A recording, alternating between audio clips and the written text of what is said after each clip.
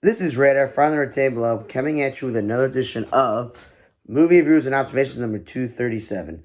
So, this week was a very heavily horror film week, when last week was a very heavily Christmas movie because, again, the terrible schedule I have at work, so I'm really tired, exhausted, and falling asleep, or the busyness of things that you need to get done with, and I kind of want to actually pay attention fully to movies that I'm interested in watching. So the first movie I watched was called Watcher, where again it said it was made by Ishana Night Shyamalan and then produced by M. Night. So it must be his wife, his kid, his daughter, whatever the heck it is. And this movie had Dakota Fanning, and I was like, it takes place in Ireland, where she's like trapped in a bunker with other strangers, and creatures are watching them. That's why it's called Watcher.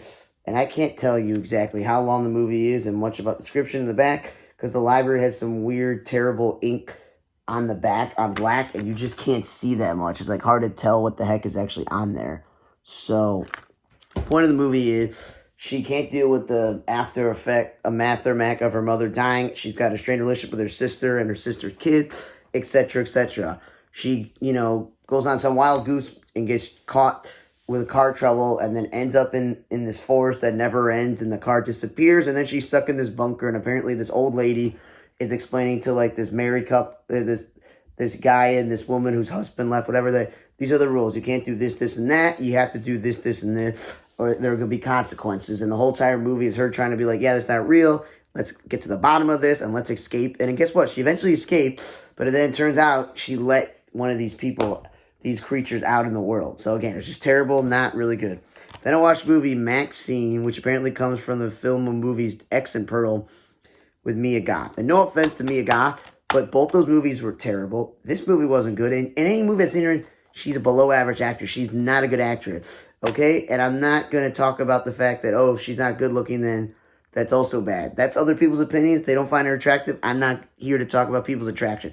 I'm just saying Hollywood a lot of time puts good looking women like supermodels into movies because they can't act. But they were like, you know what, we got a pretty face or a musician, let's put them in the movie. They got good stage presence. But at the same time, like, she's a bad actress. Giancarlo Esposito played a hoaxy, agent. Halsey, the singer, is not a good actress. Lily Collins was okay. Bobby Cannavale and Michelle Monaghan playing really dumb detectives were okay. For the most part, it was just a really dumb movie where she's a porn star who's trying to break into the film industry. It happens to be in the 80s during the mysterious killer stalk of starlets, whatever, the Zodiac Killer, whatever it's supposed to be.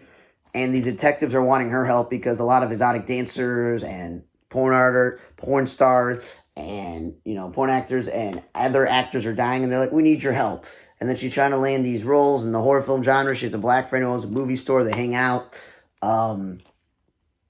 It's just, and Kevin Bacon won't leave her alone because Kevin Bacon is playing a private investigator who calls himself a professional dick, whatever, and he just won't leave her alone.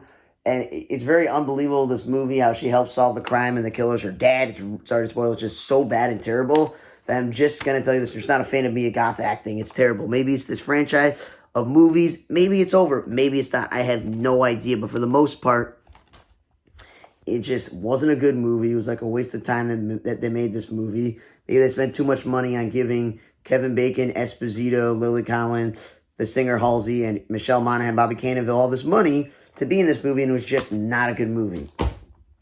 Then I watched the movie Dee Dee, a film by Sean Wang, and I'll let you this. This movie was actually a pretty good movie. I kind of agree with Certified Fried and Fresh Tomato.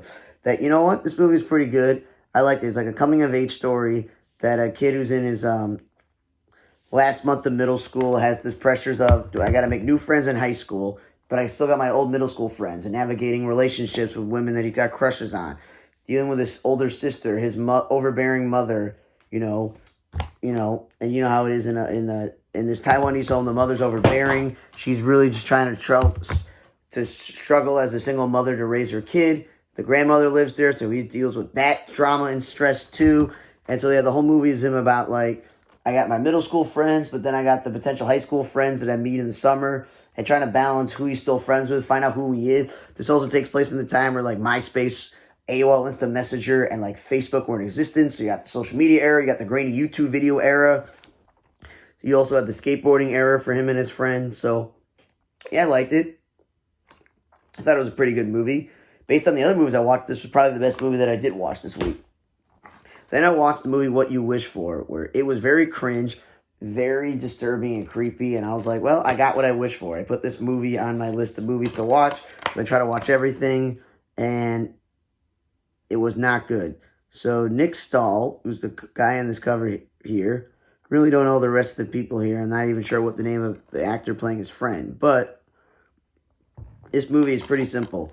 He and this guy were professional chefs in a culinary school. I know I'm not spoiling it, but that's just what it is. And he's jealous of the friend having the private chef life where he gets paid all this money, he gets put up in nice accommodations, and he's living the life, right? So he invites him out to Latin America to hang out with him, and they hang out, and he tells him about all this stuff, and he's like really jealous and wishes that was his life. But if you could tell from the tone, if you could understand tone, his friend doesn't seem like, oh, I really love this. This is the best job ever, because there's this dark secret to it. The dark secret is cannibalism. Sorry to spoil it, but it was just not good a movie. Terrible movie. And like his friend wakes up one day after they partying, drinking, whatever, and he hung himself.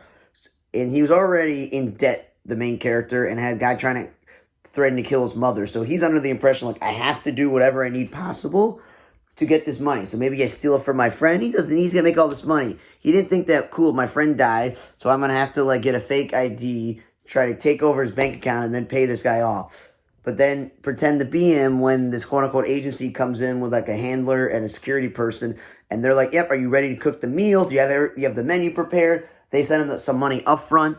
You know, this lady who does all the administrative stuff, and then you got, like, the henchman guy.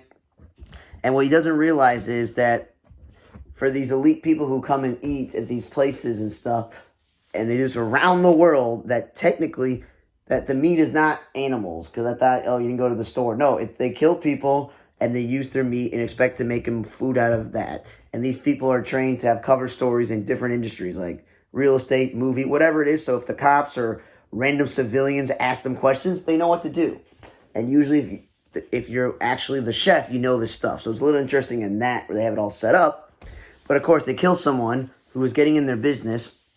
Turns out that people saw them with them, and they were asking questions. And then it turned out that it was a nephew of a guy whose uncle is a big time detective in another city. And they come to the party. They investigate. The cops stay. He realizes maybe the detective will help him, but then obviously the detective gets killed because this agency is one step ahead. And it's really disturbing that the other people are okay with eating humans, but he insisted on staying the detective, and he literally ate his nephew, and it was disgusting. And then they were going to use his tongue, and of course his tongue had like herpes or something on there. They couldn't use it, which was disgusting. So he made something else. Then you add the woman who was interested in his friend, the chef, come back, and she throws this whole element into it also.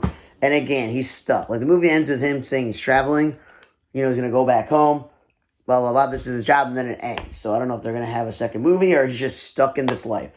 Then I watched AMFAD called All My Friends Are Dead. It's from the Happy Death Days, and some of those movies were clever, but this one was not good. Jade Pettyjohn was the main actress, and I didn't recognize anyone else. Jojo Siwa, who, again, annoying laugh, oversaturated, was a children's entertainer who became famous, and then she made big deadlines like, I'm lesbian, and I cannot dance with a man on Dance with the Stars. Even though since the beginning of Dance with the Stars, there have been plenty of LGBT people on there, and they just dance, because again, that's what they do. She's made so many big deals about her life that we have to care about it. I don't care about your personal life. I don't care about your life. It doesn't matter to me. But she's not an actress. As we just talked about, Halsey the singer was in that terrible movie with Mia Goth. Like, there was no reason for her to be in this movie. And again, cheesy. So, Seven Deadly Sin, social media influencers, newsreels going on. It was just so cheesy and annoying. The agent was cheesy. It just, all these characters were so cliche and stupid. It was like Total Drama Island, the cartoon. And again, everyone's dying at an Airbnb because they had car trouble and they couldn't get to a music festival. And one by one, everyone's dying. And then you find out the twist is that it was all orchestrated because Jojo Siwa was, again, bullied and picked on, and she committed suicide apparently, and everyone is like, and someone's getting revenge for her, and she was like, I love this person, this other person like, I don't love you. And even then, even as a actor, she can't pretend to be just a regular straight woman. They make her play a lesbian character, and then they make the fact that the main actress, Jade Pettyjohn, and her were in love with each other, and she by accident killed her, and then she manipulated this cop to cover it all up and then to kill all the other people. And they're like, well, now she's been threatened by the real killer who they copied his killing. And he's like, I'm going to kill everyone you know. So, like, again, it's not anything about LGBT community. This is about JoJo Siwa oversaturatedness, and she can't act. It's just, again, this movie was not great, cliche, cheesy. I don't know why they want to make a sequel. Again, what used for was cringy about cannibalism. Mia Goth in this franchise. If this is apparently the final movie from this thing, I hope so, because this is just terrible horror films. Watchers was terrible. That Dee was an above average movie about an up and coming, age, like a coming of age movie about this Taiwanese American boy and going from middle school to high school. On a normal week, if I had watched better movies, it probably wouldn't be the best movie I watched, but it was this week. So, horror film mostly this week. Thanks again for listening to another edition of Movie Reviewers Observations number 237. For On the Red Table Block, I'm Radar. See you guys next time.